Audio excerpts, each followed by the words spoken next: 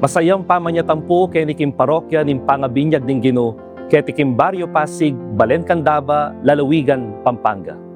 Ingke katang parokya meging bunga ne po ning masanting at matatag a kasalpantayanan at malala madebosyon daring may Mario Pasig, Mandasig, Lanang at Pansinaw. Agpangpo king lumang dyaryo king Gaceta de Manila, banwang 1865, paniwalanda pong metatagne ing kasalpantayanan Kristyano karing apat a baryo ang ening makapailalam na king kekatang parokya.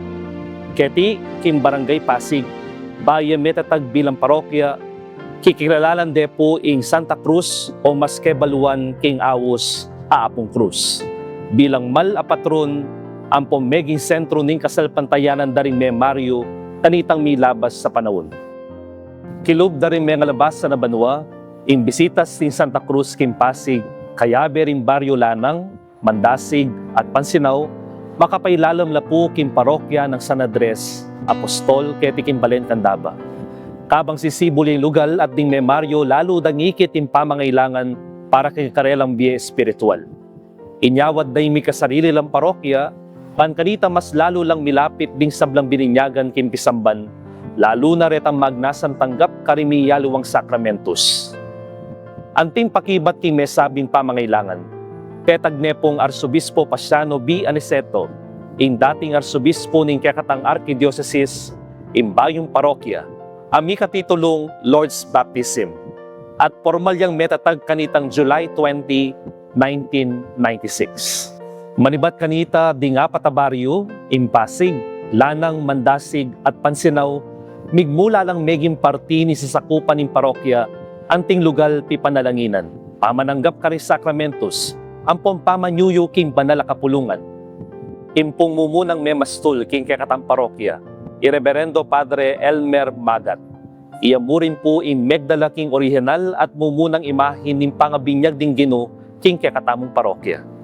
King kaya kasuywan, metatagla rin miyalo ang programa king kekatamong Pisamban. Milablab yung bieletorhiya at nakala rin meging aktibo karing sablang talasalpantaya. Intitulong Lord's Baptism o pangabinyag ding Ginoo, binyene po nga po seto kaya katamo, uling di nga patabaryo as sasakupan ng kaya katam parokya, makalapit la king Rio Grande de Pampanga. Anting pamigunam at pamigaganaka, king pangabinyag ding Ginoo tamong Jesucristo, king ilog ding Jordan, ibayit siya po in Fiestan Danum Keti. Banwa-banwa magaganap iti king kapamilatan ning pamagkuraldal ning imahin ning pangabinyag ding Ginoo, alampatanat ding kukuraldal, ding talasalpantaya ing imahin ning patron, bakal ing pamanalangin ampong kayadwanan da ring memaryo. Agpangpo king pamanusisa ning media ministry ning kekatamong parokya. Ing parokya na po ning pangabinyag ding Ginoo, ing kabud diling parokya king kekatamong Archdiocese ning San Fernando at antimurin king Labuad, Pilipinas at titulong Makanita. Kilub ning 3 dekada, ing parokya tamo, susundo, mibibyeking misyon ng Kristo, kapamilatan ning pamanalangin, pamanyuyo, ampong pamisan metong.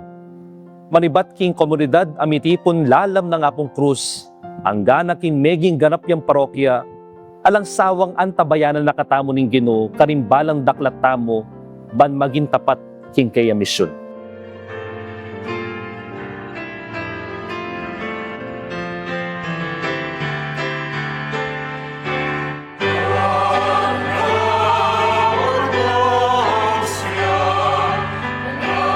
King daratang pong July 20, 30 years na po ing parokya tamo.